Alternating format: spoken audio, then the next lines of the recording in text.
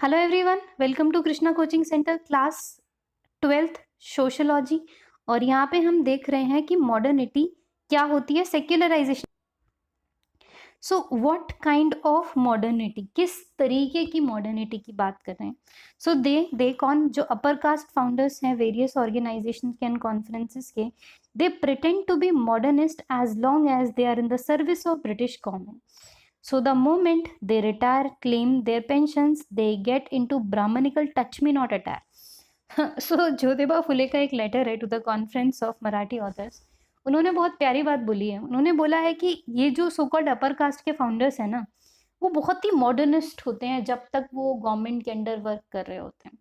और जैसे ही उनका गवर्नमेंट के अंदर वाला वर्क खत्म हो जाता है, वो कैसा बिहेव करने लगता है, they start behaving like so called touch me not attire. कि मेरे को टच भी, मतलब ब्राह्मण हूँ मैं, मेरे को ना कोई ऐसा इधर उधर का बंदा नहीं टच कर सकता. I am the best in the world something. तो that's very amazing actually.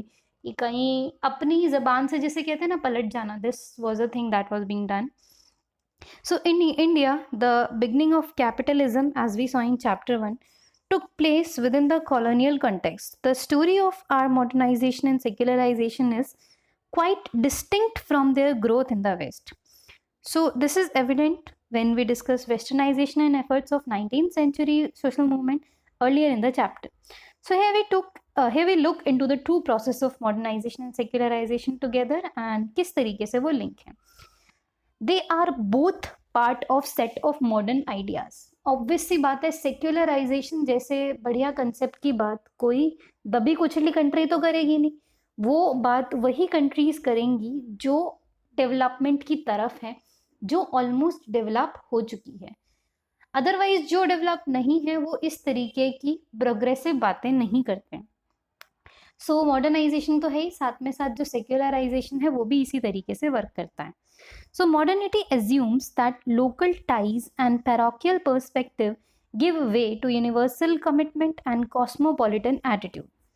So modernity क्या assume करेगी कि जो local ties हैं या जो सारे perspective हैं, ये किस attitude की बात कर रहे हैं? Cosmopolitan का मतलब क्या होता है? Cosmopolitan basically means कि पूरा world हमारा है, whole world is ours.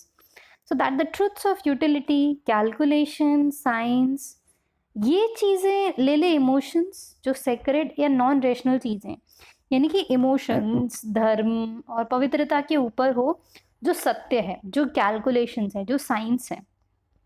And that the individual rather than group to be primary unit of society and politics. That's very important कि सेक्युलराइजेशन या मॉडर्निटी में बोला जाता है कि इंडिविजुअल इंपॉर्टेंट है, सोसाइटी, पॉलिटिक्स ये चीज़ें इंपॉर्टेंट नहीं है. Individual is more important than these things collectively, so that the associations in which men live and work be based on choice not birth, so that the mastery rather than fatalism orient their attitude towards the material and human environment. So the identity be chosen and achieved, not ascribed and affirmed. So identity कैसी हो, achieve की जाए, ascribe या affirm नहीं की जाए. That's beautiful. What's beautiful in it, that if I talk about, it's just कि जो modernity है ना, वो किस तरीके से वर्क करे कि जो ascription based ना हो. ascription क्या होता है? birth based. it should not be birth based, it should be your achievement based. it should be कि आपने क्या लाइफ में अचीव किया है, उस हिसाब से चीजें काम करें. And the work be separated from family, residence and community in bureaucratic organization. That's beautiful. अगर आप इसे याद रख सकते हैं ना तो प्लीज इसे याद रखिए. नहीं रख सकते हैं तो भी कोई बड़ी बात नहीं है, याद रखेंगे तो बहुत काम आएगा. So this is, in other words, it means that people are influenced not just by local but universal context. So it's just कि सिर्फ लोकल ही नहीं, यूनिवर्सल कंटेक्स्ट की भी बात होगी यहाँ पे, ठीक है. And then in other words it means that the people are influenced not just by local but universal context. How you behave, what you think is no longer decided by your family और tribe या caste या community. आप कैसा behave करोगे, आप कैसा सोचोगे, ये आप पर डिपेंड नहीं हो, आप पर डिपेंड होगा रादर देन जिस ट्राइब से आप बिलोंग कर रहे हो, जिस कास्ट से आप बिलोंग कर रहे हो. that they would not play a very vital role. What job you decide to do, job choice के बेस पे हो, अचीवमेंट के बेस पे हो, बर्थ के बेस पे ना हो. Who you are depend on what you achieve, not by what you are. That's beautiful. कि तुम जो हो ना, ये इस चीज पे डिपेंड करेगा कि तुम क्या अचीव करते हो रादर देन तुम कौन हो. सो that's the start of a new world. So a scientific attitude gains around a rational approach matter. अच्छा, क्या ये चीज, अब हमने इतनी बड़ी बड़ी बात कर दी, बट क्या ये चीज entirely ट्रू है? Could this be true?